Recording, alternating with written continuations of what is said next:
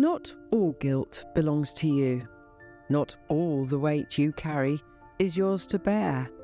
But when you've been raised in certain environments, in families, in cultures, in systems that use guilt like a tool, you're learning to carry guilt that was never yours.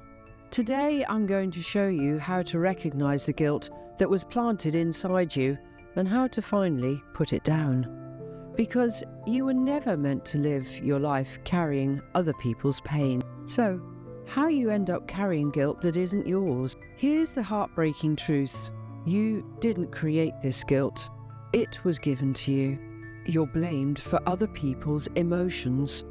As a child, you were made to feel responsible for your parents' moods, angers, sadness, or stress. Look at what you made me do. If you were a better child, I wouldn't be so upset.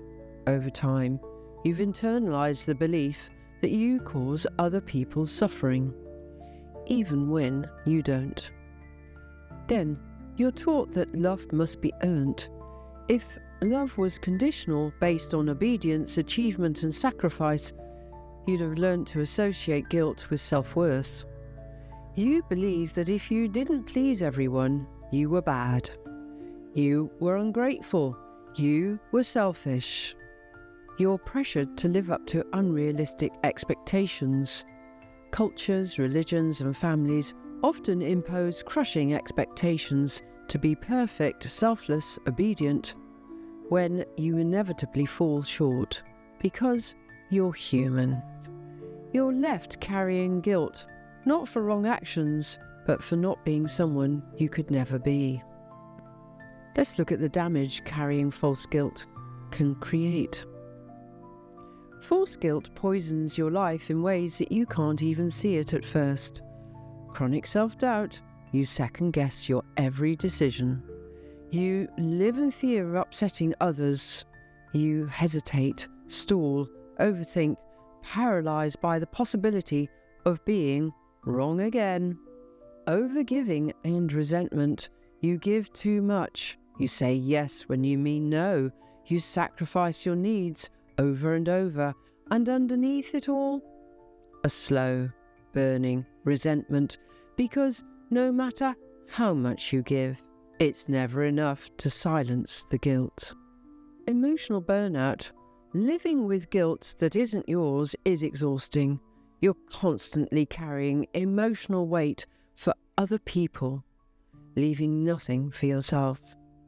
You feel drained, anxious, disconnected from your own desires. You stop knowing what you even want anymore because you've been trained to focus only on what others need. I'd like you to imagine going on a long journey, and at the very start, someone hands you a huge, heavy suitcase. You didn't pack it. You don't know what's inside it. But you're told, you have to carry this. So you drag it with you. Every step is heavier than the last. Other people walk freely while you struggle under the load. And after a while, you start believing that maybe this burden really is mine, but it never was. You were guilted into carrying baggage that was never yours. And you are allowed to set it down. Here's how to start freeing yourself. Firstly, ask, who taught me to feel guilty for this? When you feel guilt rise up, pause and ask yourself, whose voice is this? Whose approval or disappointment am I afraid of? Most false guilt traces back to someone else's agenda, not your true moral compass. Separate love from obligation. Real love doesn't command constant guilt as proof.